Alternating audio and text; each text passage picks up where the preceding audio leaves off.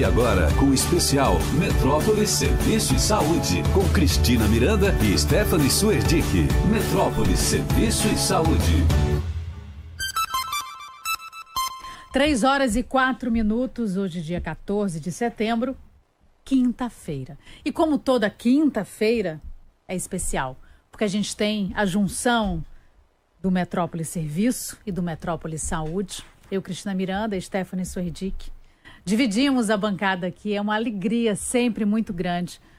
Não só porque a gente adora ficar aqui 2 horas juntas, mas porque os temas são sempre muito, muito importantes. Não será diferente hoje. Primeiro eu vou começar mandando um beijo aqui para nossa ouvinte que já está conectada no chat. Isa, boa tarde, queridas Cris e Stephanie. Ontem tomei coragem e liguei para a Radinha. Foi verdade, no Jornal da Cidade. Eu fiquei muito feliz e eu disse que eu juntei a voz que foi considerada muito doce por quem escreve todo dia, está sempre acompanhando aqui o programa. Um prazer enorme, adorei. Pode ligar novamente quantas vezes você quiser, que será um prazer. O número é 35055000. Mesmo número, se você preferir mandar mensagem via WhatsApp, 35055000. Muito bem. Hoje a gente vai falar, entre tantos temas, sobre reforma psiquiátrica, política antimanicomial. São temas importantíssimos. O fechamento, eu conhecia como manicômio judicial, hospital. Enfim, a gente vai saber melhor sobre todos esses temas com os nossos convidados que estão aqui hoje. Que bom que eles conseguiram. Foi uma luta pra gente também hoje, hein, Stephanie? Mas foi muito bom. Eu tenho certeza que vocês vão aproveitar, a gente também. Luiz Fernando Pedroso, que é psiquiatra, está aqui. Boa tarde, tudo bom? Boa Como tarde. Vai? Aqui com vocês. O prazer é nosso. E do outro lado, Rebeca Santos, que é advogada criminalista. Tudo bom? Como vai, Rebeca? Boa tarde, muito bem. Obrigada pelo convite de estar aqui numa oportunidade excelente para discutir um tema tão importante. Stephanie, como a gente sempre fala, eles estão em cárcere privado, não vão sair durante 2 horas, mas é legal, viu? A primeira vez que eu falei isso, um ouvinte, o quê? Como assim? Não, gente, a gente é bonzinho, é um cárcere, bobagem, né? É só para descontrair. Mas a dinâmica do programa, como é que funciona.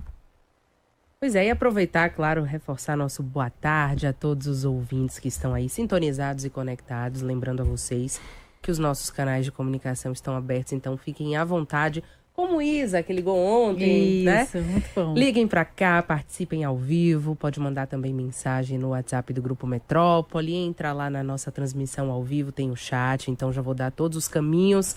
35055000 é o nosso telefone para você ligar, participar ao vivo, mandar também no WhatsApp do Grupo Metrópole, youtube.com/portal Metro1, nossa transmissão já está ao vivo por lá, você pode acessar e nos acompanhar aqui também. E já lembrar que a gente tem uma coisinha no ponto para dar início à nossa conversa. Exatamente, que foi um dos motivos da gente, quando a gente faz reunião de pauta, quais assuntos que a gente vai trazer, que as pessoas estão querendo entender melhor. Stephanie, no Metrópole Saúde, entrevistou Ângela Chipa, que é psiquiatra, professora da Universidade Federal da Bahia, que respondeu a pergunta de um ouvinte. Está no ponto, a gente vai ouvir agora. É uma pergunta muito pertinente, viu, Hernando? Assim, é uma coisa bem significativa. Eu vou colocar assim, o meu papel da minha visão como médica, que eu divido com outro grupo, que é o seguinte.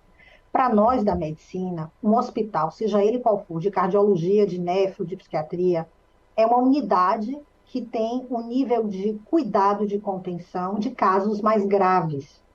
Então, dentro da psiquiatria, quando há indicação de uma pessoa ser internada, é porque a gente já esgotou os recursos que eram possíveis para essa pessoa ser tratada em casa. Porque no extremo da doença, como, por exemplo, a esquizofrenia, um paciente que está com mania em transtorno bipolar, um paciente muito grave da depressão, a gente sabe que é muito complicado uma família estar com ele em casa, porque ela não consegue ter controle. E muitas vezes as pessoas fogem de casa, né, quando não estão bem, e se arriscam. Se arriscam de serem atropeladas, agredidas, abusadas, de sumirem. Inclusive, tem programas que mostram pessoas perdidas. A gente sabe que muitas dessas pessoas perdidas, elas estão sendo acometidas por alguma doença que está na fase mais grave e aguda. Então, a necessidade da existência de um hospital permanece, e o hospital psiquiátrico também. O que precisa acontecer, que é o que gerou essa polêmica da deshospitalização e da retirada, é que os hospitais para a psiquiatria, eles têm que ser hospitais humanizados, hospitais que tenham cuidados gerais, que tenham assistência psiquiátrica, psicológica, nutricionista, psicólogo, e que tenham unidades onde as pessoas possam estar e se sentir como se estivesse em casa, né? Com áreas, com espaço seguro, mas com vigilância, entendeu? Então, eu acho, particularmente uma opinião minha de médica, que o nosso processo de deshospitalização, ele não foi feito com cuidado devido, porque existem situações que a gente que está na linha de frente, eu sou coordenadora de um ambulatório público, né, da nossa universidade, que a gente faz atendimento à população carente, que tem pessoas, às vezes, em crise, com risco de cometer coisas contra a própria vida de terceiros, e que a gente fica numa dificuldade, porque não tem onde colocar essa pessoa para observação. Pelo preconceito de que internar é um castigo, é uma coisa ruim. Volto a repetir. Eu sempre digo, quando a pessoa está com o coração doente, muito doente, com risco de infartar, que não pode tratar em casa, o médico interna no hospital de cardiologia. Ele fica na UTI em observação. Se você está com a pneumonia grave e coisa de infecção generalizada, você é internado. Na psiquiatria não é diferente. A medicina é uma especialidade da medicina, onde tem casos graves que precisam de acolhimento. Não é hospitalização no sentido de deixar todo mundo largado de qualquer jeito, essa coisa teórica que rola, que não é a teoria adequada. Né? Quando a gente pensa nos hospitais de custódia, eu confesso que eu tenho receio desse fechamento, também sem esse cuidado externo, porque tem muitas situações onde faltam leitos para internação do agudo, faltam medicações essenciais para que essas pessoas não entrem em crise. Então, a gente, em vez de estar melhorando a qualidade da assistência desses lugares, tem havido um movimento de fechar sem que o sistema dê conta. Então, se outros colegas ou famílias que já passaram por isso estiverem me ouvindo, elas vão saber exatamente o que eu estou falando. E repito, quem sabe do que está acontecendo é ali, quem está na linha de frente recebendo as famílias sofridas, chorando, com medo. E outra coisa, as pessoas quando estão nesse estado, às vezes, elas não ouvem, elas precisam ser medicadas e na crise aguda elas recusam medicação porque elas muitas vezes não têm crítica de que estão doentes. Então a família não consegue medicar e essa pessoa tem risco de fugir, de sair de casa. Então, deixo claro que a forma como o sistema está sendo tratado, esse fechamento, sem esse controle externo, não está contribuindo para uma boa qualidade de saúde. Do meu ponto de vista, precisaria haver um controle maior de tudo isso, né? E a melhora da qualidade dessa assistência. E eu ainda vou adiante. No meu ideal, eu gostaria que existisse enfermaria de psiquiatria dentro de hospitais gerais. Todos eles. Um departamento para internar quando houvesse um quadro agudo. Onde a pessoa seria tratada e, no momento devido, iria para casa tomar seus remedinhos e cuidar da sua vida, tranquilamente. Prestes a fechar, os hospitais de custódia, ou como eu conhecia antes, manicômio judicial, ainda tem 4.600 internos, 40% são presos provisórios. A gente, como já tinha visto, essa é uma discussão há anos. E o que se faz? Quero o ponto de vista de todo mundo para a gente entender melhor. Eu vou começar com o Luiz Fernando, que ele está olhando bem para a gente louco para falar. É que eu estava aqui ouvindo as palavras de doutora Ângela, muito sábias, né? E apenas ressaltar que ela está falando aqui dos doentes comuns, né? Que fogem de casa, que a família fica ali, não consegue conviver, não consegue cuidar. Mas quando a gente fala em fechamento de manicômio judiciário, nós estamos falando de uma população muito específica dos doentes mentais, uma população muito minoritária, inclusive, mas de grande relevância social pelos riscos que isso pode trazer, que são pessoas com grande nível de periculosidade, ou seja, são pessoas perigosas pela própria patologia, pelas alterações de personalidade, de caráter. Então, elas não estão presas cometeram crimes, mas não estão presas numa penitenciária comum, porque elas foram, em algum momento, avaliadas por um perito psiquiátrico que a julgou incapaz, total ou parcialmente, pelos atos agressivos ou criminosos que cometeram. Então elas vão para um lugar especial onde supostamente deveriam ser tratadas ou permanecer até o resto da vida, né, se mantiverem a periculosidade. E aí é preciso entender, muitas patologias dessas pessoas não têm cura, portanto a periculosidade permanece. E aí nós estamos falando, como você citou, 4.000 e tantas pessoas aí no manicômio judiciário. Pensa aí num serial killer, naquele sujeito que matou a família, naquele sujeito que matou um monte de gente, enfim, essa turma na rua com a mesma patologia, o mesmo impulso que as levou a matar de novo na rua. Então pense numa Cracolândia, não é? Com muito mais periculosidade, piorada, o risco social e familiar, que a bomba atômica, que uma resolução dessa, assim, que na verdade não tem nem pé nem cabeça, não tem nenhuma propriedade técnica, me parece uma coisa absolutamente ideológica, estranho que isso tenha sido escrito ou assinado por uma ministra do Conselho Nacional de Justiça, do Supremo Tribunal Federal, a doutora Rosa Weber. Se fosse o porteiro do tribunal que tivesse escrito isso, ok, mas a gente pensa, nossa, uma pessoa tão relevante no sistema jurídico escrever uma bobagem dessa, uma coisa muito perigosa para a sociedade e sem nenhum fundamento do ponto de vista da saúde mental. Eu não estou habilitado aqui a falar do ponto de vista legal, como é que é isso. Aí vamos ver a doutora Rebeca ali, vai nos ajudar. Mas, do ponto de vista técnico, da abordagem de saúde mental, é uma barbaridade com muitos perigos para a sociedade. Para quem não leu ou não conhece essa posição da ministra Rosa Weber, pode me fazer um resumo? Eu estou vendo aqui, mas eu acho que você tem muito mais capacidade para fazer resumo. São vários absurdos aqui. Do ponto de vista da abordagem do doente, propriamente dito, ela quer fechar o hospital judiciário e supostamente substituir a abordagem ou o suposto tratamento que teriam numa instituição hospitalar por hospital-dia, por um tratamento ambulatorial, acompanhamento psicológico, etc. Não há nenhuma possibilidade. As pessoas que têm periculosidade, não necessariamente você vai nem conseguir levar para um hospital-dia, porque muitas vezes elas se recusam, né? Grande maioria das vezes. E quando vai pôr em perigo as pessoas que estão lá, vai pôr em perigo os técnicos, vai pôr em perigo a família, os vizinhos, né? Essa pessoa vai estar com um enorme instinto do mal assassino e vai estar ali circulando, supostamente sendo tratado, o que é um equívoco, uma hipocrisia, né?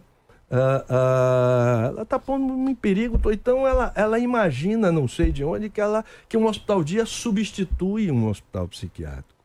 Um remédio ou uma abordagem terapêutica, elas têm indicações precisas, umas não substituem a outra. Nós temos no nosso serviço, na Aulist, internação integral, nós temos hospital-dia, nós temos ambulatório, uma coisa não substitui a outra. Você tem um paciente que está indicado fazer um tipo de tratamento em ambulatório, o outro precisa ser internado, o outro precisa tomar um remédio A, o outro precisa de um tratamento de neuroestimulação. Medicina não é política, não é... Enfim, a gente tem que fazer um diagnóstico e dar a indicação e a orientação adequada ao diagnóstico que você faz. E uma pessoa portadora de uma periculosidade, ou seja, alguém que traz em si um perigo, às vezes para ela mesma ou para terceiros, ela tem que estar contida enquanto a periculosidade permanecer. Muitas pessoas, né, têm surtos ou têm patologias e tratam e a periculosidade desaparece. Aí vai um perito, avalia, constata a cessação de periculosidade e aí já não há mais motivo para ela permanecer no manicômio judicial. Mas boa parte dessas pessoas, essa periculosidade não desaparece nunca. E nós temos inúmeros exemplos notórios, Champinho, Chico Picadinho, assim, para falar dos mais, assim, que vem à mente, foram mais publicizados, mas são muitas pessoas.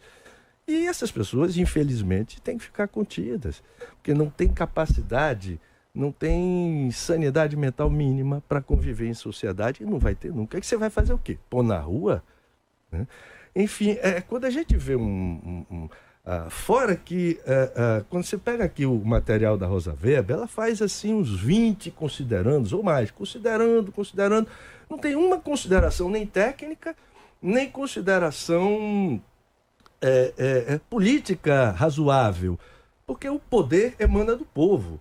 Né? O povo elege seus candidatos, seus deputados, seus representantes que falem em nome do povo. Em nenhum momento, inclusive, ela menciona essa emanação popular, esse interesse popular. Ela começa com mais de 20 considerandos de argumentos de autoridade. Veja bem, não são argumentos fortes que se constituem, que ganham alguma autoridade. Não, são argumentos baseados em falas de autoridade. Então, considerando que um comitê não sei o que lá da ONU disse isso, considerando que um comitê de uma organização internacional disse aquilo, que um coletivo de LGBT disse aquilo outro, que outro comitê de não sei o que, são burocracias se legitimando a si mesma. É uma coisa assim que... Eu tomei contato com isso nos últimos dias, até quando vocês me convidaram, tipo, deixa eu ver que diabo é isso. É um negócio assim, um burocrata que legitima o outro. Falta ali duas coisas, né? Uma apreciação técnica razoável, como por exemplo acabou de falar a doutora Ângela, e falta uma legitimidade política. Quer dizer, um juiz não legisla. Juiz, quer dizer, um deputado, ele pode roubar, pode fazer o que quiser, mas a gente pode na próxima eleição não votar nele. Né? Um funcionário público vitalício, assim, você nunca se livra disso. Não pode legislar. Há limites. Né? Aí, nesse sentido, eu até também tomei conhecimento de uma ação, de um projeto de lei no Congresso do deputado Kim Kataguiri, deputado federal, tentando fazer com que o Congresso vote uma lei impedindo essa questão da Rosa Weber, dizendo que ela não tem legitimidade para legislar e essa resolução dela fere princípios constitucionais. Enfim, acho que esse projeto de lei dele ainda não foi votado, mas eu espero que sim, para a gente não venha a ter que realmente fechar os manicômios. Nós já vivemos uma situação de muita insegurança social. O nosso problema não é nem ser assaltado uma vez em alguma esquina, alguém roubar o nosso celular. O nosso problema é ser assaltado por um reincidente. Alguém que já assaltou 1, 2, 3, 4, 5, 10 vezes e continua na rua. Você imagine agora você botando um monte desses psicopatas na rua achando que você vai dar conta disso em um hospital dia, em ambulatório, em equipe multidisciplinar. Não tem a menor ideia do que é isso. Enfim, né? Isso mostra mesmo uma falência aí de uma instituição relevante para a sociedade. É preciso repensar o papel dessas pessoas. Hoje não tem... instituições suficientes para atender quem precisa nesse hospital dia. Pelo SUS, com os CAPs, já não tem. Se 4.000 e tantos saíssem, seria ainda mais difícil. Você não tem estrutura no SUS, né? É muito difícil, você não consegue internar uma pessoa que depende do SUS para precisar de uma internação psiquiátrica, você não consegue, as estruturas são muito precárias. Agora, vamos imaginar que tivéssemos excelentes estruturas, ainda assim, você não pode pôr uma pessoa periculosa na rua. Quando você vê essas coisas, o sujeito subiu do telhado, matou não sei quantos, acontece muito nos Estados Unidos, às vezes na Europa. Quando você vai ver a história, você percebe que essa pessoa aquilo não aconteceu subitamente, aquilo não foi uma surpresa, já era uma pessoa que vinha tendo problemas, que sinalizou que estava doente ou que estava com algum transtorno, já passou por alguma tentativa de tratamento, já tomou algum remédio, aí de repente teve acesso à arma, a família largou, enfim. E aí parece surpresa, mas não é, são tragédias anunciadas por falta de abordagem profissional em saúde mental precoce. E esse não é só um fenômeno brasileiro, infelizmente. Eu, por exemplo, vou todo ano, por obrigação profissional, para a reunião da Associação Americana de Psiquiatria nos Estados Unidos, e a gente vai vendo ano a ano o que vai acontecendo em São Francisco, Los Angeles, como eu estava lá esse ano, por exemplo, as cracolândias, os doentes mentais na rua, né? Largados, se drogando em praça pública, e a cada ano aquilo aumenta, porque nos Estados Unidos também se produziu uma política equivocada de saúde mental e de não internação. Então, o que acontece lá é que você espera o doente mental cometer algum delito e o põe numa prisão comum. E o que acontece com a gente é que a gente importou essa bobagem, né? Então, eu me lembro de um professor que dizia que a gente não devia ser mais seletivo no que a gente importa, e nunca importar dos Estados Unidos nem o fast food, nem política de saúde mental. Né? Ele falava do fast food porque ele era um europeu, gostava muito de comer bem.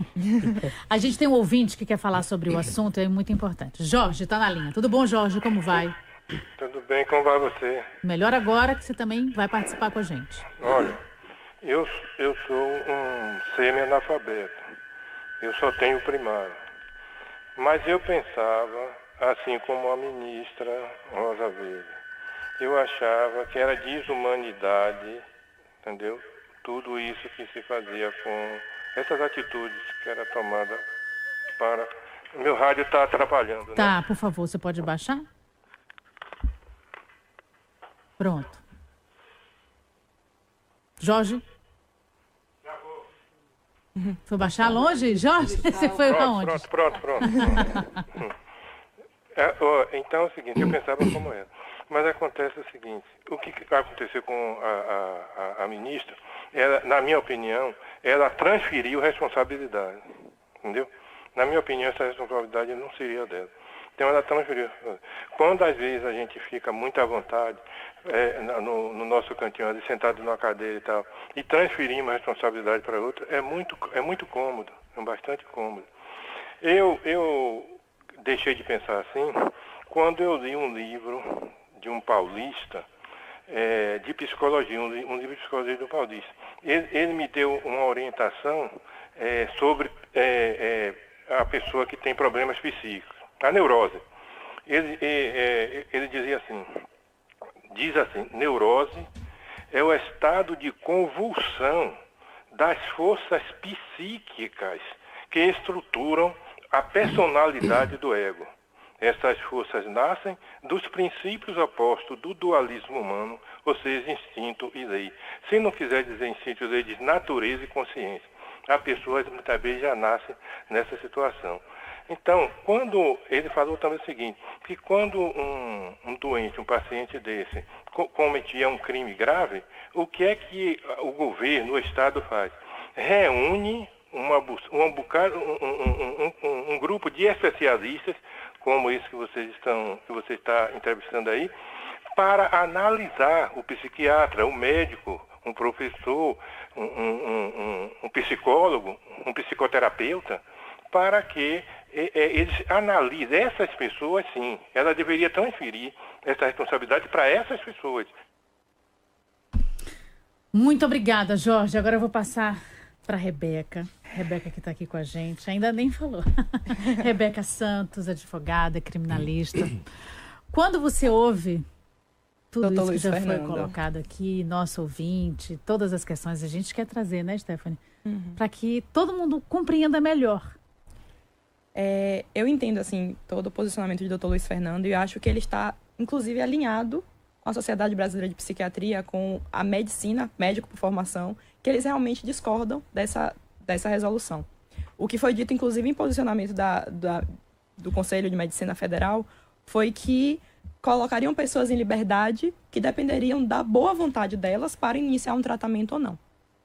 Mas aí eu preciso voltar a alguns pontos antes de entrar, de fato, no que eu vou falar sobre isso. Primeiro ponto, a gente fala ou manicômio judiciário ou hospital de custódia. O termo está errado, porque hospital de custódia a gente pensa em tratamento, em acompanhamento.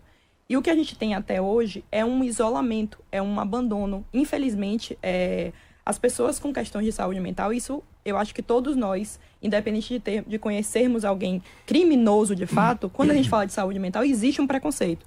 Existe uma premeditação de que a pessoa é alguém que, enfim, no popular, louca, que pode fazer algo violento, algo agressivo. Então, assim, quando se fala em hospital de custódia, se pensa em tratamento. Só que, como a gente já falou aqui, é um manicômio judiciário, é a parte jurídica, não tem um hospital, não tem um cuidado, um tratamento na pessoa que está ali.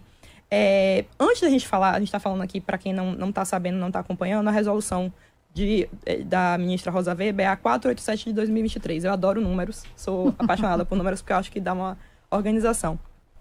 É uma decisão de 2023, mas a luta antimanicomial é muito antes disso. Vem muito de anos anteriores. Tem mais de 20 anos. Muito, né? Mais. Então, assim, a gente discute...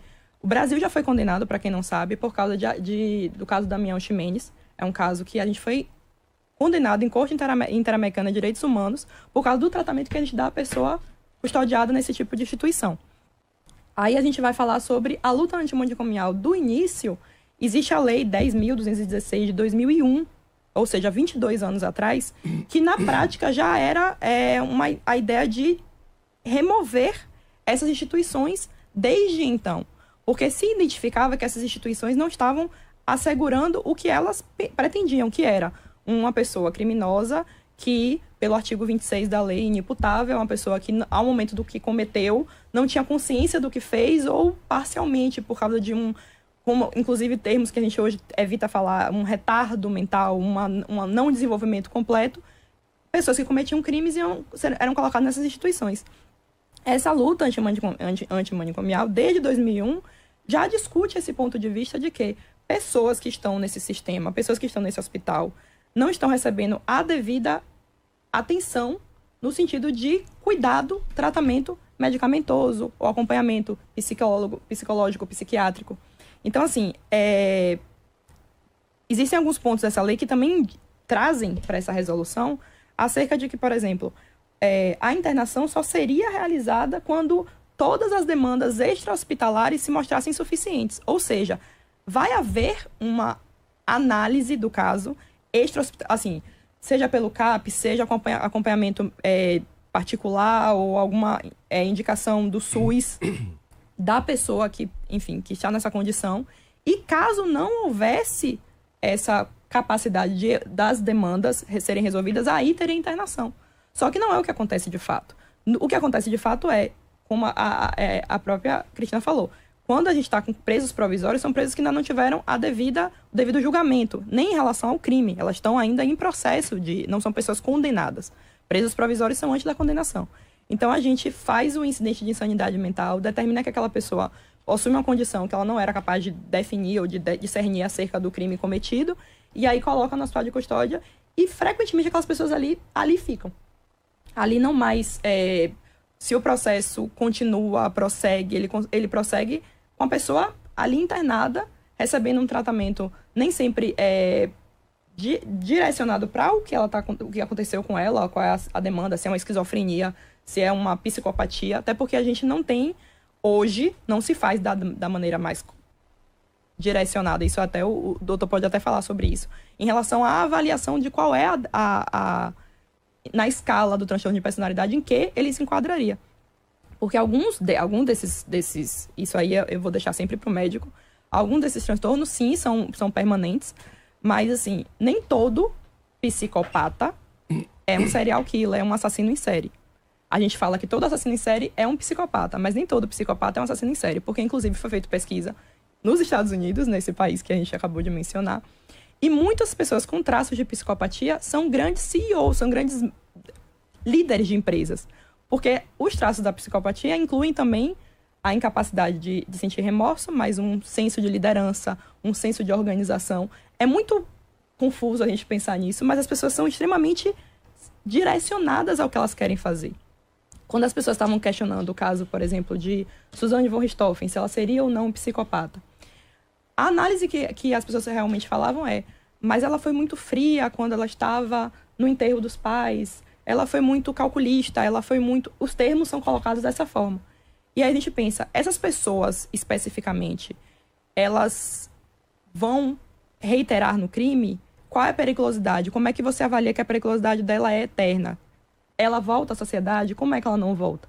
E o que esse censo que a gente está discutindo aqui pensa é que o hospital de custódia, e eu estou falando aqui nesse momento até sobre o de Salvador, sobre o que fica aqui, ele não consegue abarcar essa demanda de transformar ou de cuidar, de tratar a pessoa para que ela volte à sociedade em algum momento. E a gente precisa falar sobre isso porque Brasil não tem pena de morte, Brasil não tem prisão perpétua.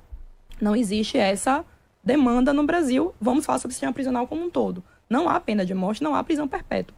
Mas se você identifica que a pessoa vai ficar no hospital de custódia para sempre, é uma prisão perpétua. Então a gente basicamente define que a gente não tem prisão perpétua, mas que a pessoa que tem alguma condição de saúde mental, que cometeu um crime e que não tinha consciência, vai ficar encarcerada para sempre, vai ficar restrita para sempre, com sua liberdade privada para sempre. Ou seja, a gente entra em desacordo com a nossa própria legislação. A gente coloca num ponto de vista de que podemos sim deixar pessoas presas para sempre. Até o momento que, vamos repensar o hospital de custódia porque é setembro amarelo, porque precisamos falar de saúde mental. A gente precisa falar de saúde mental o ano inteiro.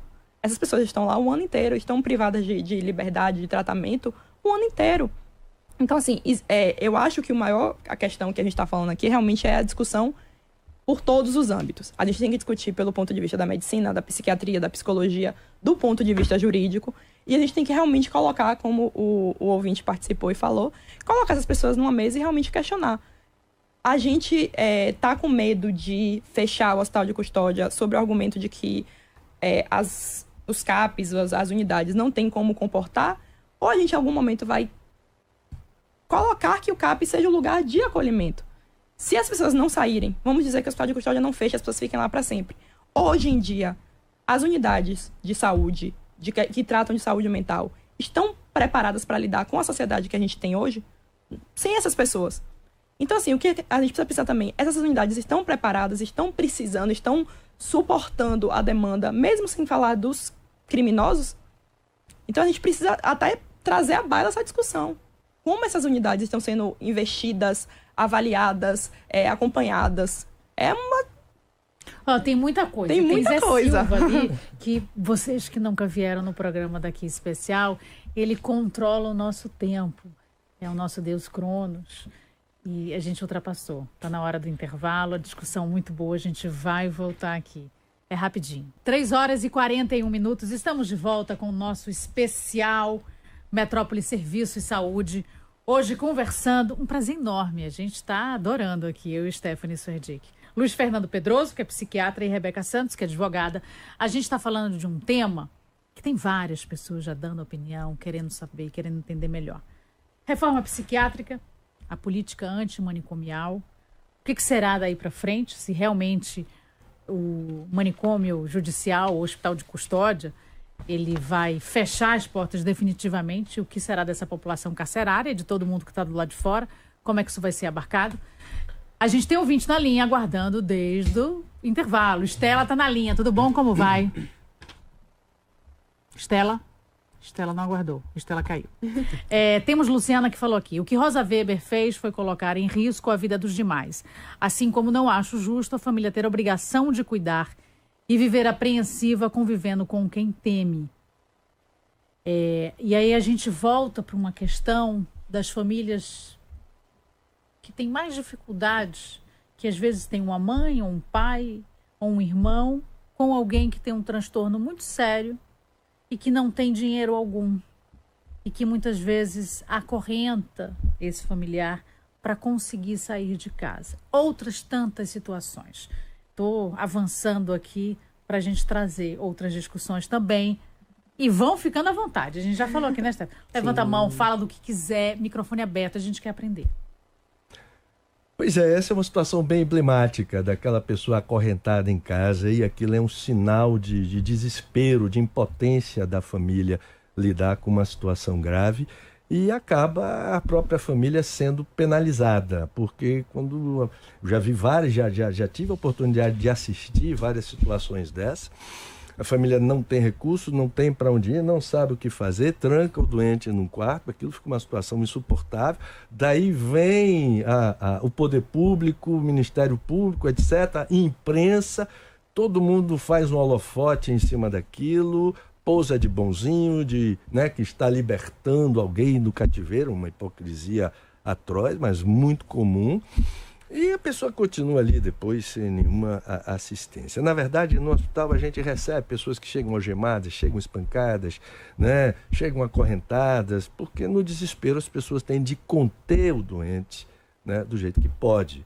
E numa instituição especializada, num bom hospital psiquiátrico, as pessoas ficam contidas, né? Dentro das técnicas, da forma correta, são com assistência psicológica, lazer, interação, piscina, hidromassagem, toda aquela coisa que você vai mostrar que a internação não é um castigo, mas é uma intervenção terapêutica. Há uma diferença muito grande entre você largar uma pessoa em qualquer lugar, querer se livrar do doente, né? O que é um sentimento que a gente entende na família, porque a doença mental ela faz mal à pessoa e a todo o seu entorno. Ela acaba casamento, acaba a união familiar, tudo, né, tudo se dispersa, se desgasta, as pessoas, o amor, porque no início as pessoas tentam ajudar. Quando se vê impotentes, o amor vira ódio, vira raiva, as pessoas se sentem prejudicadas pelo doente, pela doença, e às vezes, muitas vezes, você tem que internar, inclusive, para separar a briga, separar a confusão familiar, não é? Conter o doente, tratar o doente e depois reconstruir esses laços desgastados. Então, é muito diferente entre largar e tratar. Então, o doente, quando ele chega prisioneiro da doença. A doença tira a liberdade mental dele, a liberdade de escolha, a liberdade de opção, de decidir para onde ele quer ir. Isso tudo é cerceado pela doença. O tratamento liberta a pessoa da doença. É importante entender esse conceito para que a gente não pense que uma internação, ainda que involuntária, e nós trabalhamos muito com internação involuntária, aquela que o sujeito é internado sem querer, podemos falar mais disso, mas esse é meu dia a dia. Essa é uma internação libertadora, não é uma internação nem punitiva, nem de restrição de liberdade. Porque a gente só interna uma pessoa involuntariamente quando a gente parte do pressuposto, a partir da nossa observação técnica, de que o sujeito já perdeu a sua liberdade para a doença. E aí o tratamento ele é libertador. Isso é frontalmente, digamos assim, diferente, né, desses movimentos antipsiquiátricos, não é, que são ativismo social sem nenhuma base técnica ou conhecimento do assunto. Quando isso começou lá nos anos 60, 70, ainda levantava discussões interessantes, né? Aquilo ali vinha no meio da contracultura da época, da rebeldia da época, tinha um contexto social e trouxe, inclusive, contribuições importantes, porque fez muitas críticas às instituições psiquiátricas e à prática psiquiátrica que, né, mereciam ser criticadas mesmo.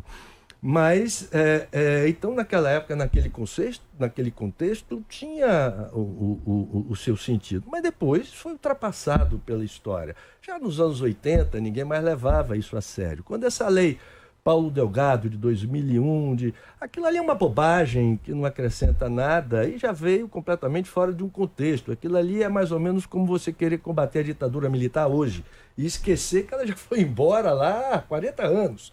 Né? Mas, às vezes, o ativismo social ele precisa de causas. Tem gente que precisa de causa para viver, o que a gente costuma chamar de síndrome do porta-bandeira. O sujeito fica ali querendo uma causa qualquer, algum deficiente, algum pobre coitado, algum infeliz, algum animalzinho, alguma coisa para você defender alguma coisa e aí você se sentir bem. Né? Só que você se sente bem, né, subindo nas costas dos outros. Então, o doente mental ele é muito alvo pela fragilidade dessas demagogias políticas. É preciso que ele exista para muitas pessoas fazerem e criarem narrativas políticas. Então eu estava dizendo que se nos anos 60, 70 essa discussão antimanicomial tinha algum sentido contextual, nos anos 2000, quando essa lei passou, e podia ter sido pior se não tivesse sido modificada ali no Congresso, porque ela visava mesmo acabar com a psiquiatria, ela já era completamente fora de contexto, ninguém mais discutia isso, e agora você ressuscitar a luta antimanicomial é assim, cacete, vamos combater a ditadura.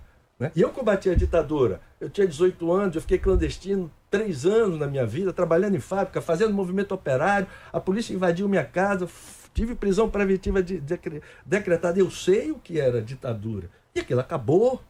Eu também não fui vítima de nada, não. Eu escolhi aquilo, comprei uma briga, perdi a briga e a vida segue em frente.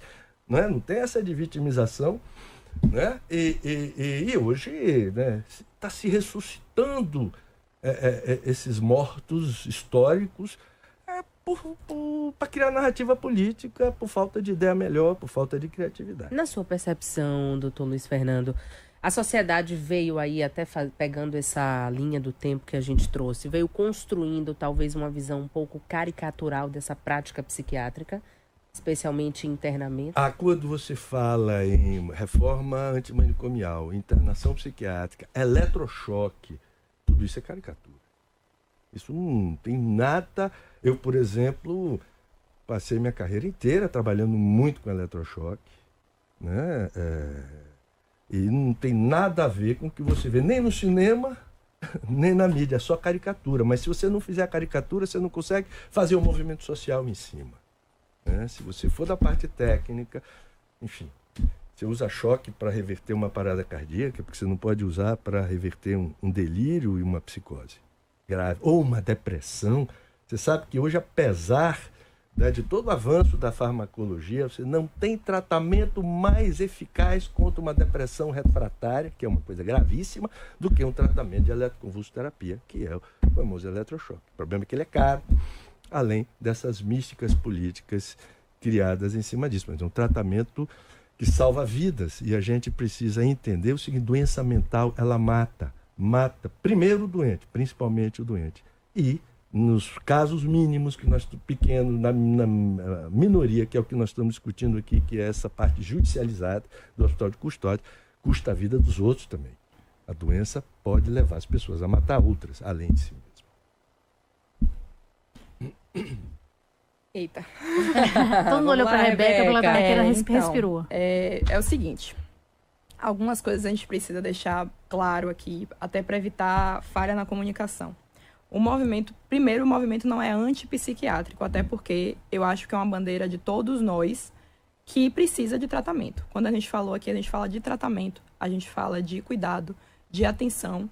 Então, assim, não é um movimento antipsiquiátrico. É uma luta antimanicomial. E é uma luta que não deixou de existir, que essa resolução que sai agora, em 2023, na verdade, veio muito para organizar o que até então era uma lei que não era devidamente cumprida. Em relação à questão de direitos humanos, de maus tratos e tudo mais, a resolução veio organizar uma lei que já existia desde 2001 e que aconteceu por uma condenação que o Brasil recebeu na Corte Interamericana de Direitos Humanos. Só para eu entender, Rebeca, você está falando dessa resolução de Rosa Weber. De Rosa Weber, é isso. Essa resolução 487 de 2023. Você conseguindo ver um ponto positivo nela. Porque, na verdade, assim, ela veio para sistematizar a luta antimanicomial que já existia. A luta continua acontecendo, ela vem acontecendo, ela não deixou de existir. E para quem trabalha justamente nessa área, que tem acesso ao HCT, é uma luta diária. É uma luta que continua... Mas só mesmo, qual é a importância de você fazer uma luta antimanicomial? Você quer fechar hospitais? Qual é o sentido disso?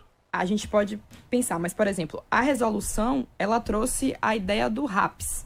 Eu não sei se o doutor deve ter lido. A menor ideia disso são siglas de serviço público. Rede de atenção psicossocial. Rede de atenção psicossocial. Qual é a ideia? Para mostrar que é justamente uma demanda de tratamento, não é uma demanda de... vamos liberar, vamos encerrar o HCT, o Hospital de Custódia, vamos deixar tudo livre. Esses RAPs, eles têm o projeto de construir um plano terapêutico elaborado por uma equipe multidisciplinar. Então, essa pessoa receberia um plano multidisciplinar personalizado para a questão dela, para a demanda dela, que no momento não é o que acontece de fato. Ela receberia, você tem uma esquizofrenia, você tem uma psicopatia, você tem um borderline. Qual a sua demanda, o que é necessário, qual é o tratamento, qual é o medicamento. Até porque, assim, a ideia não é todo medicamento que serve para todo mundo, não é toda a linha de tratamento que serve para todo mundo. Os psicólogos têm diversos caminhos que eles podem avaliar uma pessoa. Então, assim, talvez a gente esteja pensando muito sobre como a resolução fez algo. Sendo que a resolução, na verdade, o que ela fez foi muito mais organizar algo que já existe há muito tempo. A maioria das questões que eu estou pontuando aqui, elas estão disponíveis para quem quiser ver na Lei 10.216 de 2001, que é a lei da luta antimanicomial. E essa luta já é uma luta que segue frequentemente. A gente tem movimentos antimanicomiais que não param. Assim, passaram-se partidos políticos, passaram-se pessoas e ainda se prosseguiu nessa ideia de que precisa se discutir o hospital de custódia porque ele não está atingindo o objetivo dele. E assim, eu como uma pessoa que atuo no sistema prisional como um todo, a gente tem no Brasil uma parcela da nossa... que é muito punitivista. A gente quer prender, a gente acha que prender resolve. A gente está com quase 1 milhão de pessoas presas. Eu acho que todos aqui, a gente pode concordar, a gente não está mais seguro, a gente não está se sentindo mais protegido, porque a gente está com mais pessoas encarceradas. Isso eu falo de hospital de custódia, presídio, qualquer demanda, a gente tem a ideia de que no momento que tirou dos olhos, tirou da vista, a gente consegue resolver o problema. E a ideia daqui é que a gente justamente pare de tirar da vista. Quantas pessoas que de fato já foram no hospital de custódia para ver as condições? Tem a questão, tem as imagens que são construídas de eletrochoque ou de qualquer coisa, tudo bem. Mas quantas pessoas de fato foram lá para dizer não é assim, como é que está funcionando, Então, assim, quando a gente opina, a gente pensa, vamos, né, opinar com os fatos. E o fato é, os hospitais de custódia não são espaços que estão conseguindo abarcar o objetivo de tratar pessoas que estão ali custodiadas porque cometeram crime, mas porque tem questões de saúde mental diagnosticadas, entendeu? Então, assim, é isso que a gente precisa pensar. Se o hospital de custódia não está fazendo a função dele, quem é que vai fazer?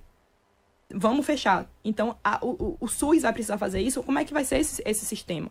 Porque, de fato, a luta antimanicomial é muito profunda e é muito antiga e precisa continuar. Deus me livre. Nós estamos em rumos diferentes, realmente.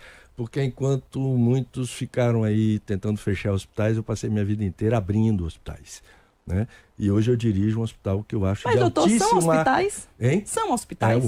A Olist não é um hospital. É um presídio. A Olist, não, tá muito menos. Presídio. Vá lá ver. Não é um presídio, é um hospital com grande eficácia terapêutica. Nós temos uma equipe multidisciplinar enorme, trabalhamos em equipe multidisciplinar, temos hospital dia, temos residência terapêutica, ou seja, temos uma rede de assistência extra-hospitalar e, portanto, temos experiência. Nós não estamos aqui falando de uma teoria distante de que alguma coisa nós queremos alcançar, não. Nós temos pelo menos mais de 20 anos de existência e fazendo isso. Então, eu estou falando de uma experiência hospitalar de 20 anos e aonde nós temos, eu quero dizer, essa excelência de tratamento e... Desculpe, eu perdi aqui um pouco o fio da meada, me empolguei, mas nós temos essa experiência que eu estava falando da equipe multidisciplinar, aonde os próprios psicólogos e toda essa equipe lá no Hospital Dia, por exemplo, diz, olha, esse paciente aqui vai precisar ser internado e depois ele vai voltar, os tratamentos se completam. Não, como é que você vai achar que você vai, com um negócio de RAP, não sei o quê, substituir uma unidade hospitalar? Não vai. E o hospital de custódia deve ser ruim mesmo, eu acredito no que você está falando, concordo com você, mas a ideia é como melhorar, e não como fechar, e acreditar que aquela população ali vai se beneficiar desse tratamento alternativo, desse outro tipo de tratamento. Não vai. Né? Nós temos experiência disso. Nós já chegamos, inclusive, em algumas vezes, pegar pacientes periculosos, internados no nosso serviço, e a gente dizer, olha, esse cara aqui tem que ir para o manicômio judiciário. Né? Passar pelo menos uma temporada lá. E já fizemos isso. Porque lá não é lugar para quem está com elevada periculosidade. Tem paciente que você só consegue tratar com suporte judicial. Ou só consegue conviver. Porque, veja bem, você não vai... Ninguém pode ser criminalizado pela sua personalidade. Você vai dizer assim, o sujeito é um psicopata, o sujeito tem isso, tem aquilo. Isso não é crime, você ser o que você é. Quando você vai para um sistema penal, você cometeu um ato criminoso.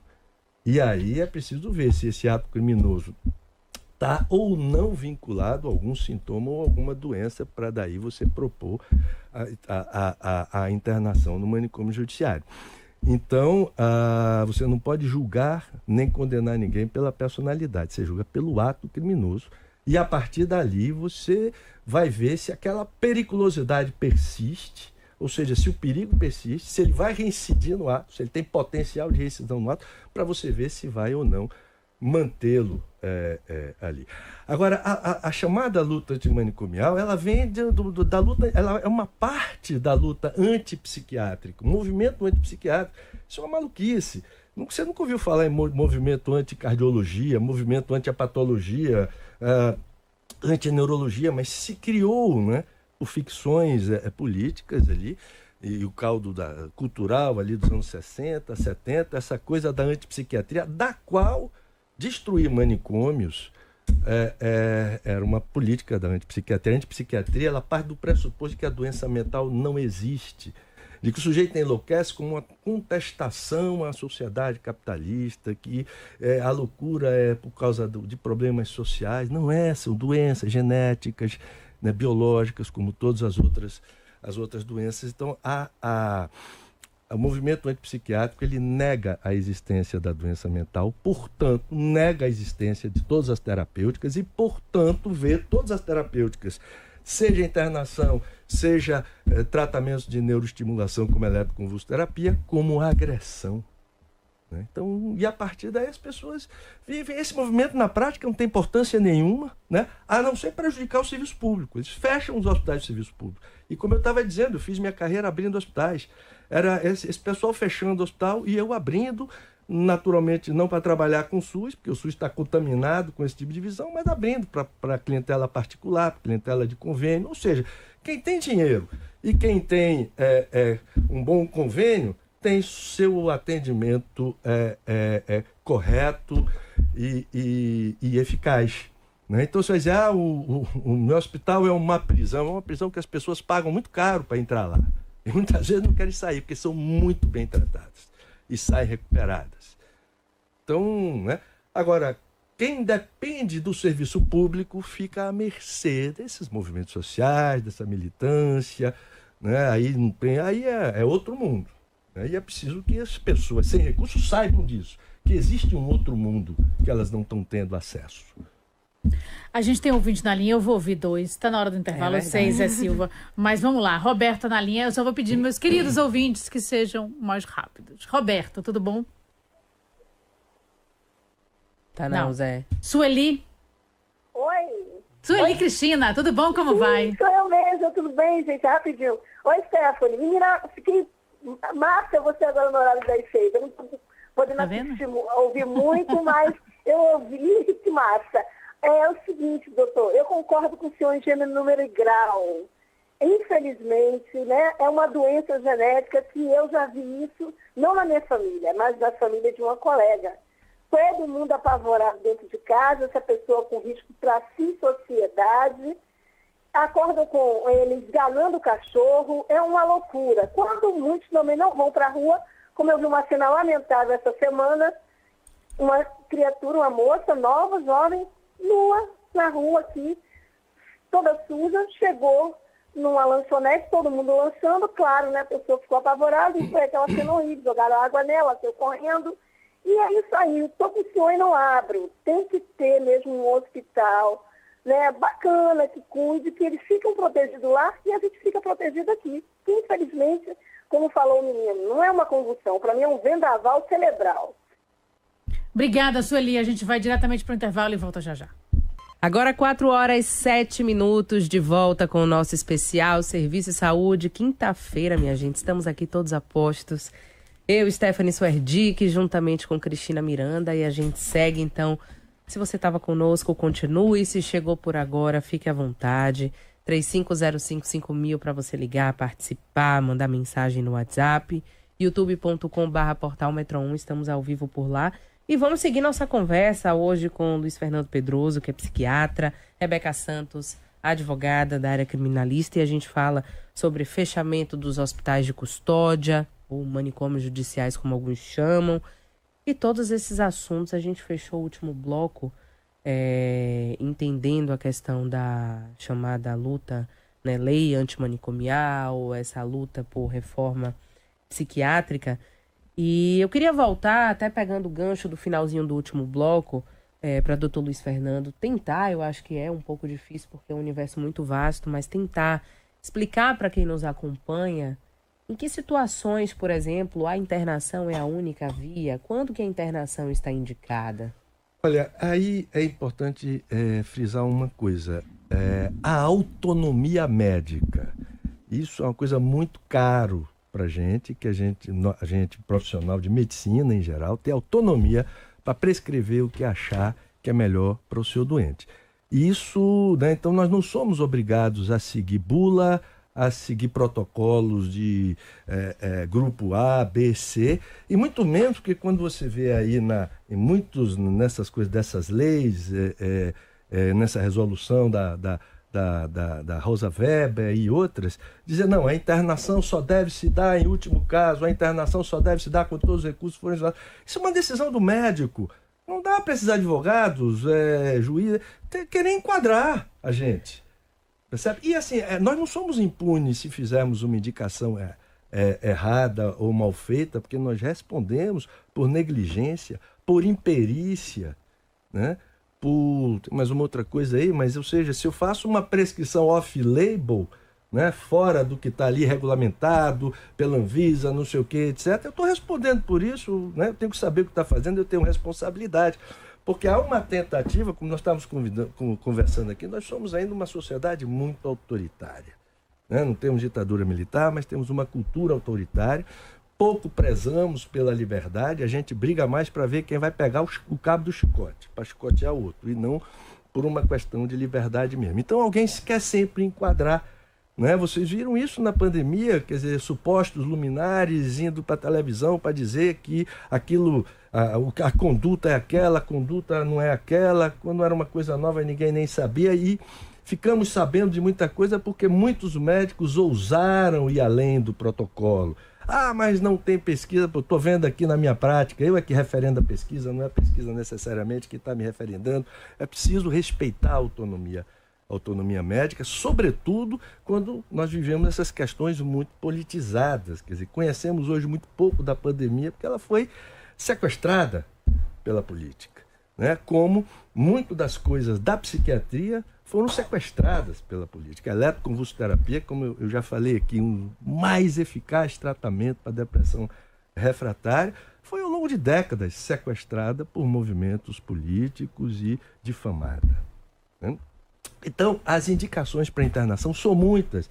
A gente não indica internação em último caso, não. Quando olho o meu paciente, eu olho a melhor indicação para ele. Qual é a melhor terapia? Pode haver ter 2, 3 caminhos para se chegar a um tratamento, eu vou ver o melhor. Não é uma coisa assim que eu vou rejeitar, não. Esta coisa aqui só em último caso, só depois de... O médico, quando indica uma cirurgia, né, ele lhe avalia e ele às vezes, pois olha, o melhor caminho para você aqui é fazer uma cirurgia. Você não vai ficar tentando outras coisas e fazer a cirurgia no último caso. Uns anos atrás tive um problema no olho. Um oftalmologista, ele cirurgia já. Esse cara é maluco. Eu fugi dele 1 ano, ficando tratamentos alternativos e perdi tempo, meu olho piorou. Terminei voltando nele humildemente. Né? Fiquei com mais medo da doença do que do tratamento e vamos lá, cirurgia. Mas ele foi muito preciso, a cirurgia tinha que ser feita. Então, né, a gente não pode ficar com esse tipo de profissionais fora da área de saúde dizendo qual deve ser as nossas condutas que são baseadas em técnicas, em estudos, em experiência, né? Então, as indicações para internações são várias. Às vezes você tem que internar uma pessoa disfuncional para tratar um problema de família, né? Você tem que internar as pessoas, enfim, para pararem de beber, para pararem de se drogar. Isso é internação em geral. Agora, quando nós falamos da internação involuntária, que é aquela internação que você vê como necessária para o tratamento, mas a pessoa não quer, aí nós temos que seguir o critério da capacidade da pessoa de se autodeterminar. Eu não posso jamais, por isso que a questão, nós trabalhamos com internação involuntária, eu trabalhei a minha vida inteira, por isso que a questão da liberdade é muito importante para mim. Porque se eu internar involuntariamente, por meio de força, uma pessoa capaz, eu estou cometendo um crime de cárcere privado. A pessoa pode estar doente, pode estar deprimida, pode estar... Mas se ela está capaz, eu não posso fazer nada, não posso internar. Posso achar que precisa, mas vou tentar convencê-la. Se ela não quiser, não posso. Mas se ela está incapaz ou parcialmente incapacitada, aí eu devo intervir.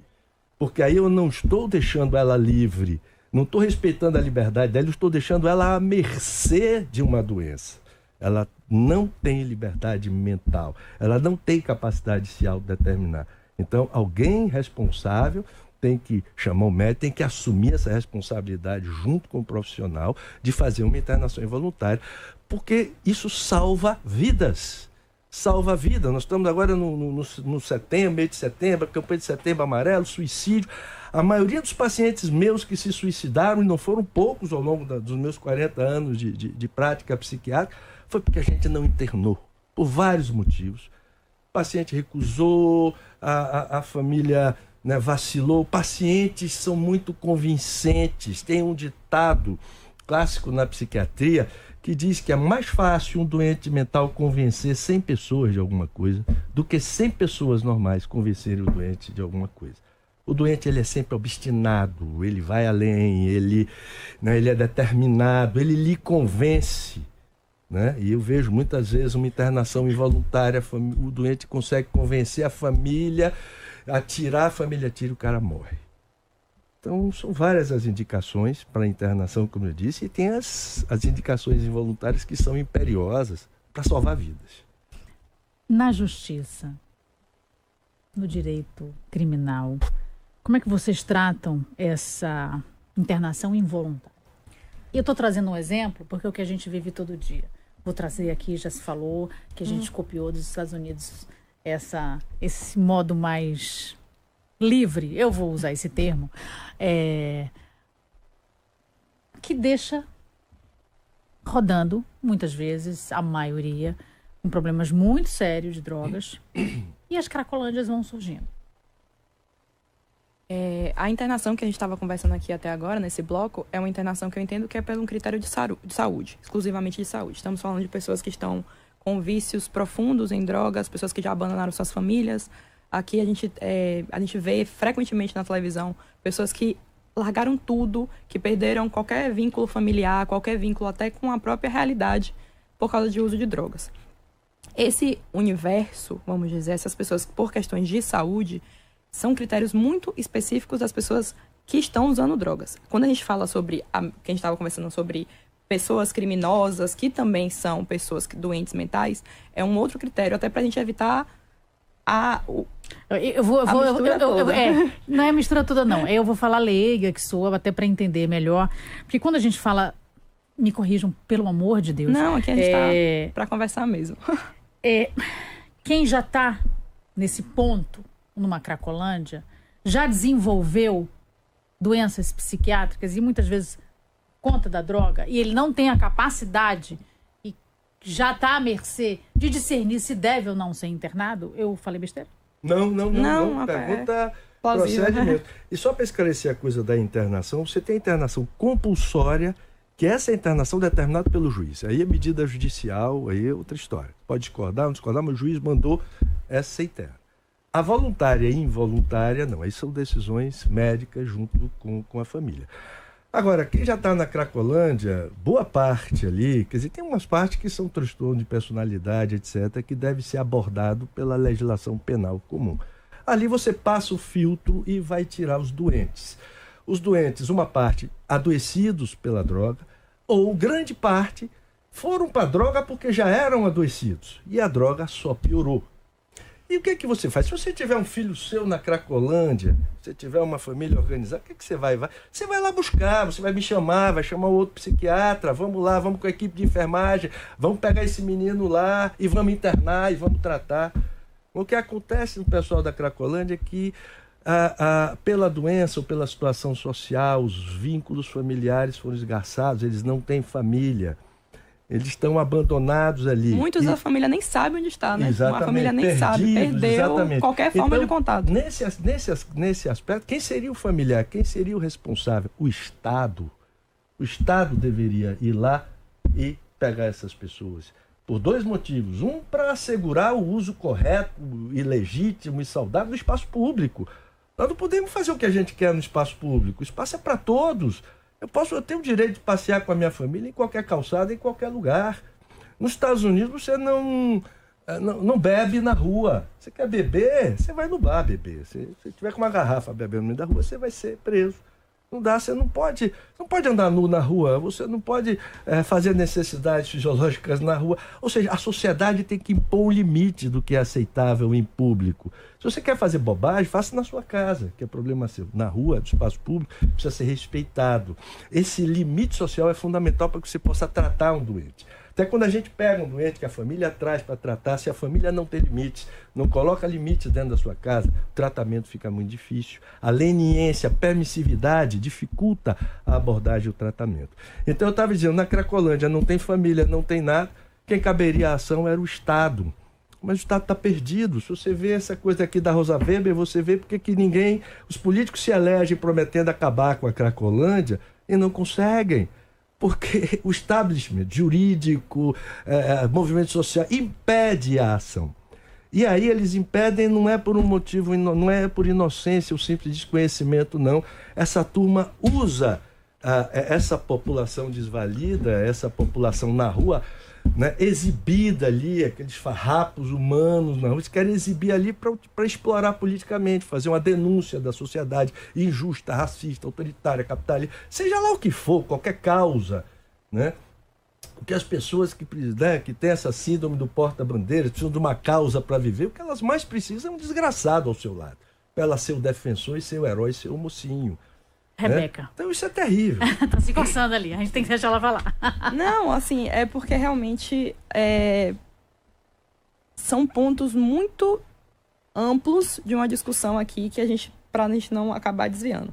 A gente falou sobre a doença mental. Não, mas assim, mas eu falo assim, na minha questão da minha organização, até do que eu vou responder. Porque quando a gente, às vezes, eu também faço isso, eu vou misturando aqui vários assuntos, aí na hora de responder eu vou até colocando aqui os tópicos para pensar.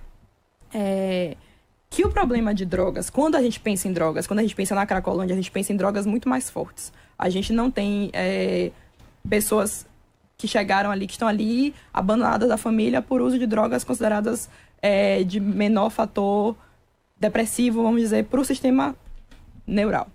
Mas então, vamos falar do crack, das drogas mais pesadas, das drogas mais ofensivas, que colocaram a pessoa num ponto de completamente desassociação Ele não está só desassociado da família, ele está desassociado muitas vezes da presença física. Você pergunta para ele que dia é hoje, ele pode te dizer que são 2 anos atrás, ele pode te dizer que é futuro, ele não sabe. Ele já perdeu essa capacidade. A gente já viu isso de várias formas. Aí a gente pensa, a gente estava conversando sobre isso, a gente pensa assim, vamos internar essa pessoa e dar um tratamento a ela. A ideia do tratamento é a ideia mais positiva de tudo isso. Porque, de fato, você internar, você precisa cuidar e você precisa, de alguma forma, prover uma saúde a ponto de tirar a pessoa desse vício. O que não é uma coisa que o Estado está investindo, não é uma coisa que tem uma ampla repercussão, que tem amplos investimentos, até porque, assim, quem decide, como o Dr. Luiz Fernando falou, quem decide quem está ali no poder e para onde vai o dinheiro que a gente investe é quem está ali falando, vamos fazer política, vamos fazer isso, vamos fazer aquilo. E na hora que você está ali no poder de fato, o que é bandeira, o que é politicamente bom, o que é bacana para a justiça, para o direito, para o político, para qualquer pessoa acabar de vez com a Cracolândia? Sim, vamos dizer, como você quer acabar com a Cracolândia? Você quer pegar as pessoas e tirar todas ali porque você tira da sua vista? É como se fundamenta todo o nosso sistema hoje em dia. É tirar. O que vai fazer com essas pessoas depois, que é o problema. Tirar, com todo respeito, a gente vê assim, pessoas que passam, carros de polícia, enfim, que colocam essas pessoas ali dentro. Tirar é fácil, mas o que você vai fazer com essas pessoas? Essas pessoas precisam ser tratadas a ponto de não vão voltar para ali. Se você tira dali para voltar ali, é um investimento que basicamente você está perdendo função. Você está pegando uma pessoa para dar um tratamento pensando em que ela vai voltar, pensando em que ela vai se usar novamente, perde um pouco o sentido. A gente tem que fazer... Não. Desculpe. Tirar é o primeiro passo. E tirar é para atender um direito legítimo do cidadão que não quer ver isso, não quer conviver com isso, não quer andar numa rua suja, com lixo, não quer ver gente defecando na rua, não quer andar com o seu filho ali e ver com a criança e vendo aquela coisa horrorosa ali. Então tirar resolve muitos dos problemas. É preciso tirar, é preciso limpar a rua mesmo. Aí, tratar as pessoas, ajudar as pessoas que estão ali é um segundo passo. Mas você só começa pelo primeiro. Então, o que acontece é o seguinte, não se discute ou não se resolve, como você fala acertadamente, na questão do tratamento, e aí até acho que não se resolve é para não ter que tirar mesmo, é para deixar ali. E fica anos. Como é que se justifica nas nossas grandes cidades você ter bairros onde os moradores ali, saudáveis, que pagam impostos, têm negócios, etc., tem que conviver com aquilo. E o sujeito, não, tenho que pensar no doente. Vamos pensar na gente primeiro, né? Ajuda muito o mundo e a sociedade se cada um pensar em si. Olha, eu não quero isso aqui junto de mim, eu não quero esse lixo, eu não quero esse aborrecimento. Tenho direito disso. Então vamos tirar, porque o cidadão tem direito de ter uma cidade limpa e saudável. Aí o que é que vamos fazer com essas pessoas? Separa os malandros dos doentes. Aí entra a saúde mental. Mas primeiro entra a coragem política. Mas quando alguém quer fazer isso, você tem um establishment, né? Corporações jurídicas, policiais, etc., que vivem disso, que se você tira isso, perdem prestígio. Vivem, se alimentam disso, grupos religiosos, etc. Né? Então isso aí impede, né? Falta coragem política. E hoje você é advogado e criminalista e sabe que qualquer gestor público hoje tem medo de tomar decisão. Se for para a esquerda, a direita, o promotor da direita vai pegar. Se for para a direita, o promotor da esquerda vai pegar. Então o gestor diz, cara, é melhor eu passar em branco aqui essa minha gestão e empurrar.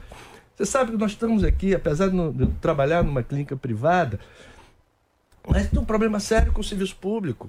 Nós usamos muito anfetaminas, faz parte do tratamento. As pessoas só conseguem trabalhar porque estão medicadas com isso. Pela burocracia, você tem que ir na Secretaria de Saúde buscar um receituário amarelo. Eles têm que dar. E agora eles não estão dando. Você precisa de uma quantidade de 6, 7, 10 receituários, dão 1. Todo dia tem que ir um funcionário lá buscar, porque eles não estão conseguindo ter papel para imprimir o receituário. Como não? Isso é previsto. Né? Que falta de vergonha é essa da Secretaria de Saúde? Né? Como é que fica obrigando a gente aí todo dia lá pegar receituário por receituário de pingadinho, porque, né, não consegue imprimir as urras do receituário, não consegue fazer uma coisa que está prevista em lei? Né? Terrível. Olha, tem Carla Laura, eu quero falar dela aqui agora, porque ela fala, não tem condições financeiras para assistir um doente em casa ou acompanhar nos tratamentos. Infelizmente, quem defende o fechamento dos manicômios não sabe, não vive a realidade, é um sofrimento. A sociedade não sabe lidar com essas pessoas. Queria a opinião de quem convive com uma pessoa doente, psicopata, esquizofrênico, sem dinheiro, e o idoso sendo responsável. A ouvinte Carla Laura fala que essa é a opinião que mais importa, quem está sofrendo ali na ponta. Ela falou em relação ao tratamento. E aí a primeira pergunta, que na verdade a própria mensagem dela já traz essa questão, que eu acho que é importante a gente perguntar. Quem gerencia os hospitais de custódia? Primeira pergunta que a gente precisa fazer aí para conversar sobre isso. Quem gerencia os hospitais de custódia? Não é o SUS, não é o sistema de saúde, não são médicos, é a administração penitenciária. Se a administração penitenciária, quando a gente pensa assim, tem que cuidar da pessoa porque a pessoa está numa condição de saúde mental, enfim, complexa, estamos fechando os hospitais de custódia porque é a melhor coisa. O hospital de custódia, ele é administrado pelo sistema penitenciário. Se ele é administrado pelo sistema penitenciário, é talvez o maior reflexo de que ele não é um hospital de tratamento. Por que ele não tem a vinculação com o SUS? Por que ele não tem essa vinculação com sistemas CAPES, RAPES, o nome que for dado? Mas por que não são gerenciados? Porque se é um hospital, a gente pensa que quem está ali são médicos, gerenciado por médicos, mesmo que tenha a parte administrativa, financeira, enfim, mas que são médicos cuidando porque o objetivo dali é o tratamento, é a cura, é a atenção à pessoa doente. Não! Se é um sistema prisional, é uma prisão. Então ali a prioridade não vai ser o tratamento. Se o sistema prisional administra, a prioridade é o cumprimento de pena. A prioridade é a sanção penal, é o gerenciamento da culpa, da punição. Então, a gente está falando, às vezes, assim, de questões de saúde mental, que eu vou ser a pessoa que vou sempre ser a favor do cuidado da saúde mental. Só que para a gente cuidar da saúde mental, a gente precisa cuidar da saúde mental. A gente precisa ou do SUS, ou particular, como o doutor falou que ele trabalha numa clínica. A gente tem pessoas que têm condições, graças a Deus, de ir até uma clínica particular e fazer um tratamento. Tem pessoas que dependem do SUS. Nenhuma dessas são pessoas que estão ali no HCT, porque o foco ali realmente é a pena. O objetivo do que a gente está discutindo aqui realmente é: vamos pensar no tratamento, vamos pensar o que precisa ser feito no tratamento. A gente precisa discutir como é que o SUS pode cuidar disso. Não é prioridade cuidar de saúde mental na nossa cultura. Quando você fala que você tem uma doença física, um câncer, observe o olhar que você recebe versus uma pessoa que diz: eu tenho depressão. O tratamento da sociedade já é diferente para as questões de saúde mental. Então, o direito, a psiquiatria, a medicina, naturalmente são pessoas da sociedade. Porque, por exemplo, eu, Rebeca, como pessoa física, não concordo com essa demanda de... É horrível, é triste você ver a pessoa numa condição degradante, mas quando o doutor fala assim, tirar o lixo da rua, são pessoas ali, são histórias, são famílias, são... Eu acredito que o tratamento poderia sim ser proporcionado de uma maneira que fosse efetivo. Se você tira pelo único intuito de limpar as ruas, como foi dito, é praticamente uma política de extermínio. Vamos limpar as ruas, o que acontecer. E sejamos realistas, pouquíssimas pessoas se importam com o que acontece com essas pessoas quando elas são retiradas da rua. Se você chegar ali perto do Fórum Rui Barbosa, tem várias pessoas usuárias. Se a partir de amanhã você passar por ali, você não vê mais nenhuma pessoa, você vai querer saber o que aconteceu com aquelas pessoas? Você vai dizer: que ótimo, a rua tá limpa, eu posso andar em segurança. Você Ela não quer acaba saber. de fundamentar por que não se tira essas pessoas da rua. Não é para manter a polêmica, não é para manter a pessoa visível. Eu aqui não defendo extermínio. Eu não posso defender o extermínio dos meus clientes, dos meus pacientes, muito pelo contrário. Mas tudo começa por tirar da rua, por pôr limites. E acho que as pessoas têm direito de ter sua calçada limpa, a porta de sua casa sem nenhum pedinte, né? Sem nenhum distúrbio. As pessoas têm esse direito. Tiramos e voltamos aonde nesse momento? Normalmente... Hoje, no dia de hoje, 14 de setembro. Não sei, eu não sou gestor público, vamos botando no hospital, botando na cadeia, como ele disse, separa os malandros dos doentes, né? Na rua que não é para ficar. Na rua que não é para ficar. E tudo aí, bem, sem falar dos criminosos. Porque vocês querem que a sociedade sofra com isso, vejam isso. Sem falar dos criminosos, os doentes, eles iriam para onde no dia de hoje? Pro hospital. Que hospital? O dia não sei, normal? eu estou aqui defendendo a não fechamento de hospital. Eu estou aqui defendendo construção de hospital. É porque eu acho que talvez a gente está pegado no nome hospital, que não é hospital. É um presídio. É um presídio. Eu estou dizendo, olha, o meu presídio... Não, o hospital de custódia não, o meu presídio. A minha Oliste, ela é maravilhosa. Tem uma clínica piscina. Particular. Sim. Não, a gente está falando do hospital de custódia, que o erro seria ser chamado de hospital porque quem cuida é o sistema penitenciário, é um presídio. O hospital de custódia é hospital, né? Onde as pessoas estão lá por medida judicial necessária, porque a prioridade, quando eu vejo um serial killer, a prioridade não é tratar o cara, não. Às vezes tem até que matar o cara. A prioridade é me defender, a mim, minha família, minha escola, né? Aí depois que eu me defendi, eu vou tratar. E eu penso isso todos os dias, porque eu vou buscar pacientes em casa para pegar, para fazer internações voluntárias. Faço isso há 40 anos. Né? E a minha primeira preocupação é o seguinte: como é que eu vou me defender desse cara? Se tiver faca, se tiver arma, etc., tem que pedir ação policial. Se tiver situações de risco, tem que chamar o bombeiro. Eu não posso, nem eu, nem a família, nem a minha equipe pode ser ferida num processo desse. Né? Então a gente tem que ter as defesas para depois poder ajudar. Aquela coisa quando você viaja de avião, aquilo é de uma sabedoria enorme. Se faltar oxigênio no avião, primeiro põe a máscara em você. Depois você procura ajudar a criancinha do seu lado, o seu filho, etc. Porque se você não estiver bem, você não consegue ajudar ninguém. Uma sociedade doente, adoecida, não vai ajudar ninguém.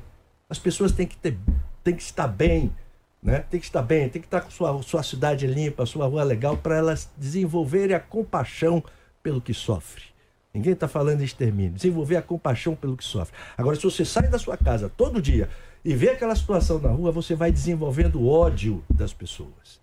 Ódio. E a impressão que eu tenho é que quer se instilar e acirrar o ódio social. Com motivações políticas. Zé Silva já brigou comigo 2 vezes. De verdade. 4 horas e 33 minutos. Stephanie, a gente vai ter que ir pro intervalo. Você sabe que veio o último bloco aí. E eu vou deixar a colocação de se... Como a gente começou com o que se fazer no manicômio judiciário ou no hospital de custódia, se melhorar, tem um ouvinte que eu estou correndo aqui para ver... A ideia não seria melhorar esses lugares para receber essas pessoas. Mas vamos lá, aqui. Não achei não. Vamos pro intervalo, antes que você vai brigar comigo também. Vamos lá. 4 horas e 38 minutos, de volta com o nosso especial Serviço e Saúde para o último bloco. E a gente seguir falando aqui da nossa temática, né? O fechamento dos hospitais de custódia, chamados também de manicômios judiciais. E nesse último bloco, Cris, eu sempre gosto de puxar e já vou começar aqui, porque o tempo passa rápido. A gente tem um pente, viu? Você vai chamar o que é e a gente vai atender o ouvinte que tá aguardando aqui horas.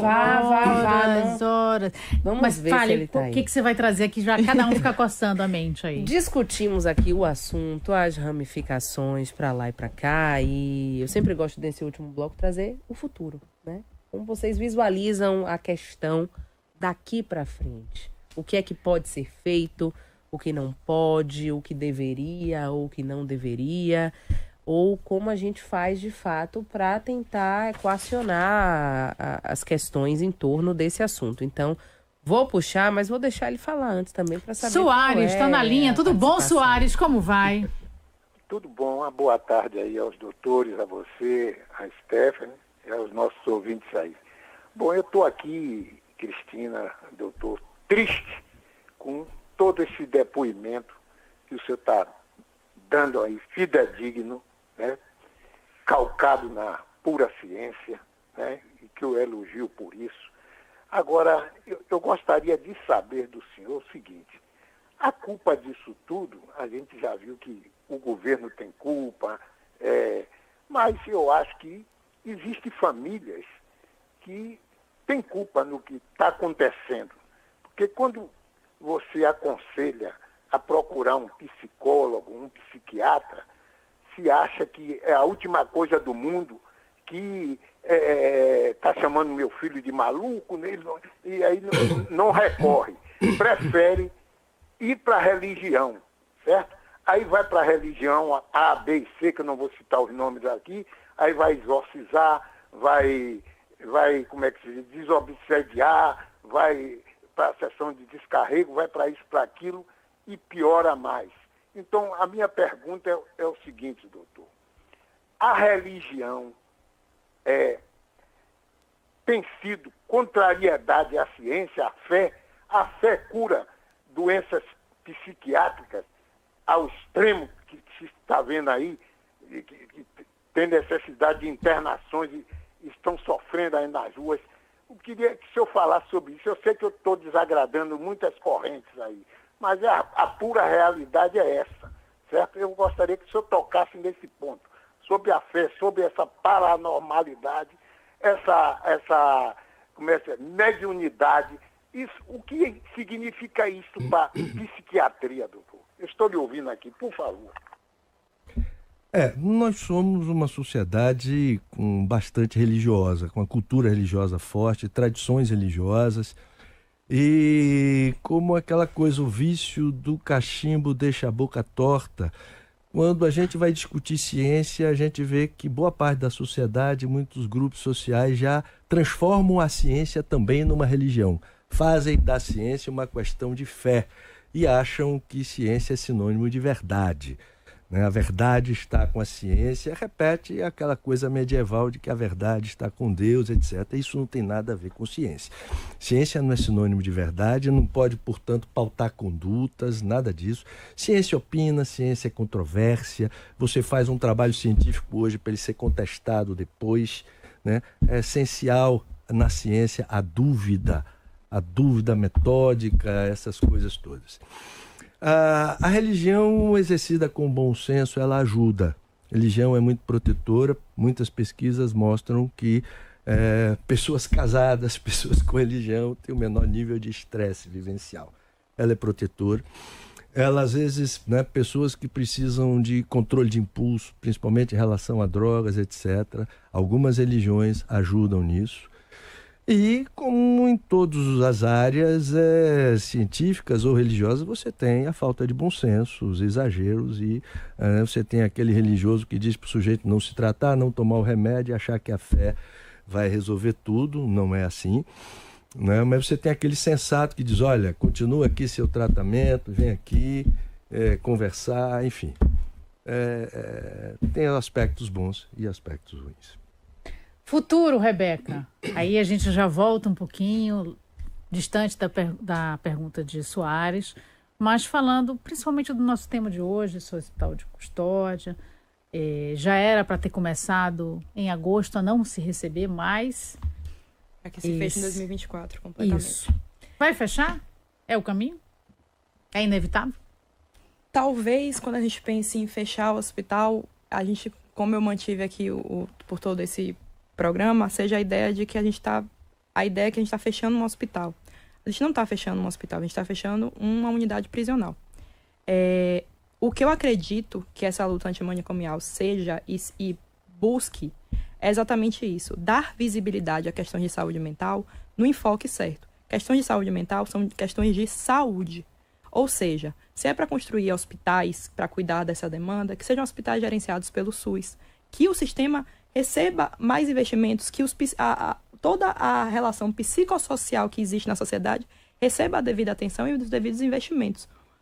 Porque a questão o hospital de custódia, que é o que a gente está discutindo aqui, se ele fechar, existe todo um outro grupo de pessoas com questões de saúde mental que não cometeram crimes, não estão sendo investigadas pela parte criminal e que não tem para onde ir porque não tem, às vezes, o investimento financeiro para possibilitar uma clínica particular. Então, assim, a gente precisa de lugares que deem atenção para a saúde mental. A gente precisa que CAPs, RAPs, ou qualquer a sigla que decidirem, sejam lugares que possibilitem investimento para que a gente, quando a pessoa falar eu tenho depressão, receba a atenção que uma pessoa que diz eu tenho câncer.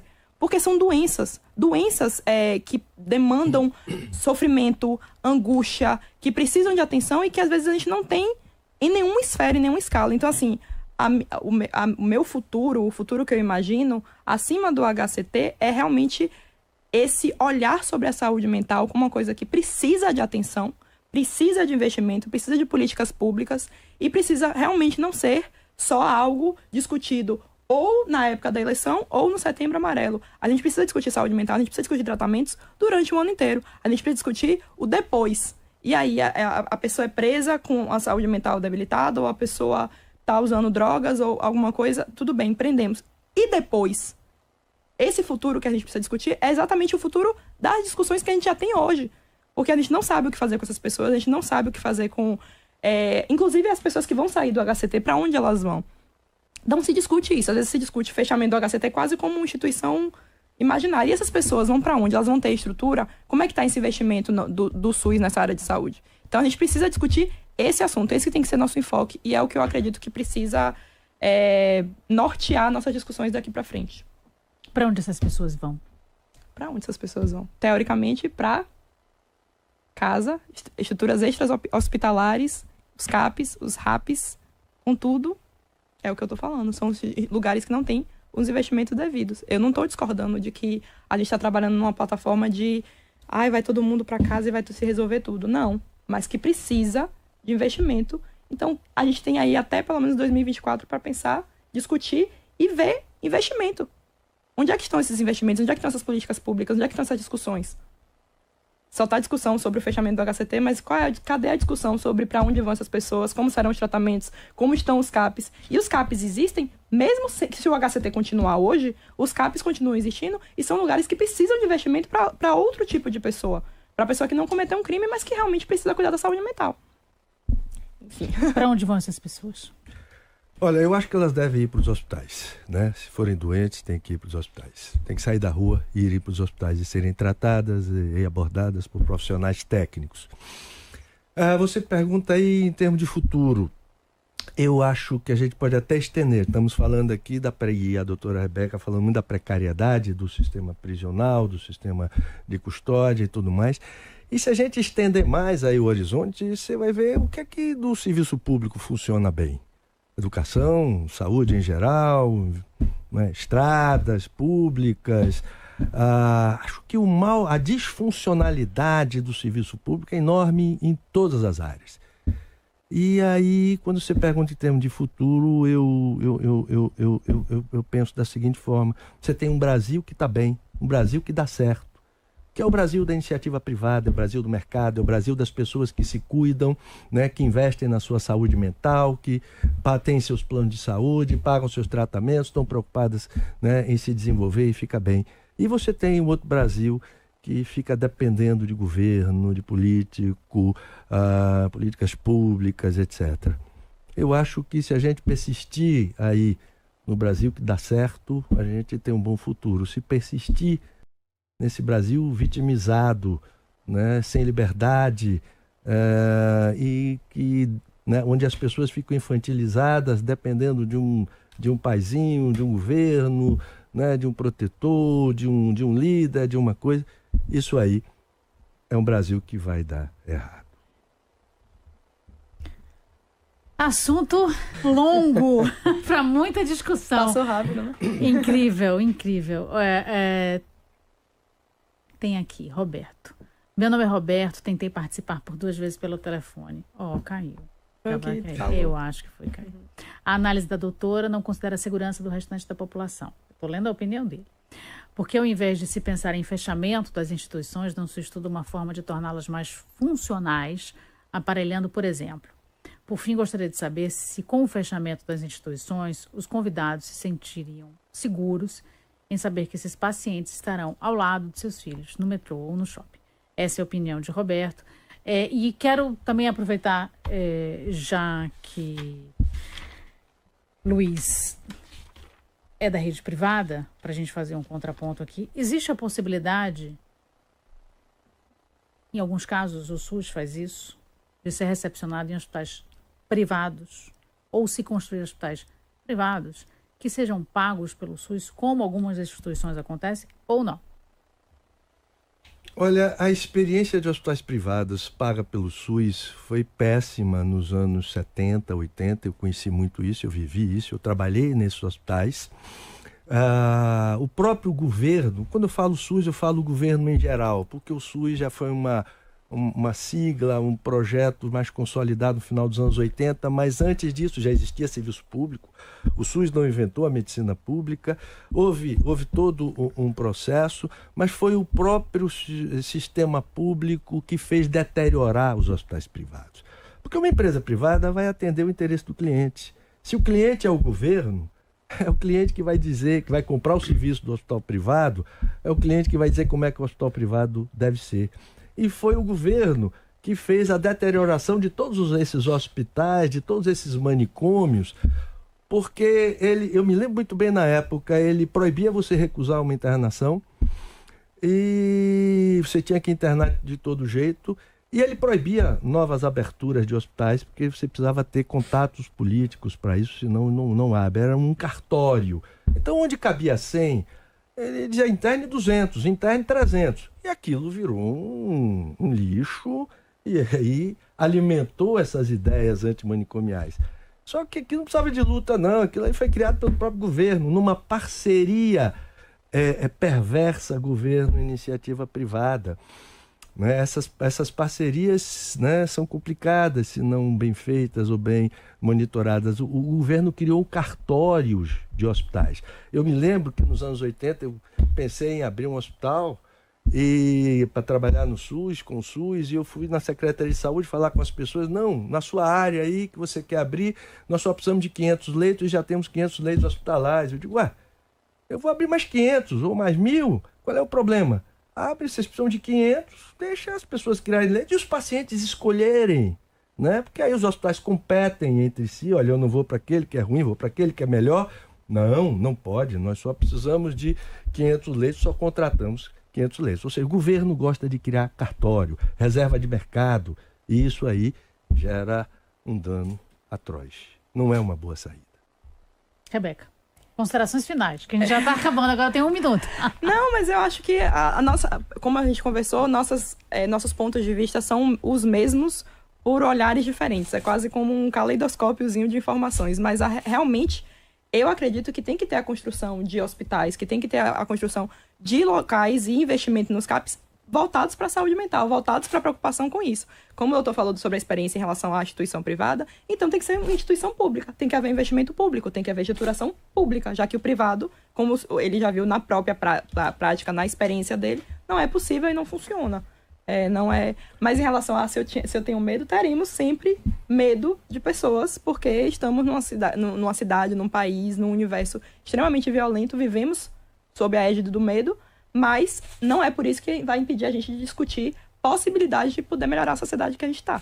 Porque do jeito que está, realmente não está bom para ninguém. Então, melhor pensar e mudar de alguma forma, esperando que seja uma mudança positiva, do que às vezes se acomodar e achar que está bom e vamos deixar e vamos jogando as pessoas lá. A mudança seria talvez a gestão, e aí foi um ponto que você tocou, não considero o hospital, porque minha visão de hospital é X, e porque, por exemplo, a gestão é feita pelo sistema penitenciário.